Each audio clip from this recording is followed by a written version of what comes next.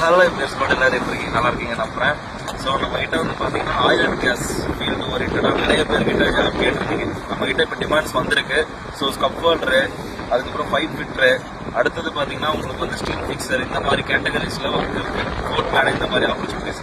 So வந்து இது வந்து பார்த்தீங்கன்னா 2 இயர்ஸ் வந்து பண்ணிட்டு இருப்பாங்க. ஆஃப்டர் விசா பேமெண்ட் தான் எல்லாமே. அட்வான்ஸ் வந்து பேமெண்ட் பண்ணுறது எல்லாமே மினிமம் பார்த்தீங்கன்னா ஒரு 80,000 to 90,000 கேரண்டடாக எடுக்கலாம். அக்கமடேஷன் கொடுத்துருக்கோம்னா ஃபுட்டு மட்டும் டியூட்டி மேல் இருக்கும். அதுக்கு மேலே நீங்கள் பார்க்கணும். சரிங்களா? டியூட்டி மேல் கொடுப்பாங்க. ஃபுட் ஆக்கியன்ஸ் இருக்கும். நீங்கள் வந்து அந்த ஃபெசிலிட்டிஸ் யூஸ் பண்ணி நீங்கள் ஷேர் பண்ணி சமைச்சு சாப்பிட்டுக்கலாம். ஸோ ஆயில் அண்ட் கேஸில் விருப்பப்படுறவங்க ரஷ்யாவில் வந்து யார் யாருக்காக ஆப்பர்ச்சுனிட்டி ரொம்ப நாளாக கேட்டுட்டு இருந்தீங்க. நம்ம கைக்கு இப்போ தான் வந்திருக்கு. இதில் main point after visa payment தான். No need to pay before. Okay, visa உங்களோட பாஸ்போர்ட்ஸ் மட்டும் சப்மிட் பண்ணுங்க. ஒரு 60 நாள் வந்து நான் முடிச்சு கொடுத்துறேன். சரிங்களா?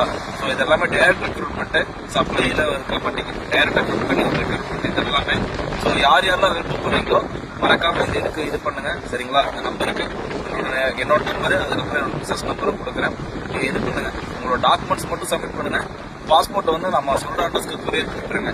நடுவில் வந்து இன்விடேஷன் எடுப்பேன். இன்விடேஷன்ஸ் வந்த பிறகு மெடிக்கல் நீங்க போவீங்க. மெடிக்கல் போன பிறகு பாத்தீங்கன்னா பிசினஸ் எடுத்து கொடுக்குறேன். ஸோ இது எல்லாமே முடிஞ்ச பிறகு ஆஃப்டர் விசா பேமெண்ட். சரிங்களா? ஸோ யார் யாருக்கெல்லாம் இந்த இது வேணும், இந்த ஆப்பர்ச்சுனிட்டி பர்டிகுலரா ஆயில் அண்ட் கேஸ் வேணுமோ நீங்க வந்து எனக்கு மெசேஜ் பண்ணுங்க. சரிங்களா? Thank you. See you next video. Bye.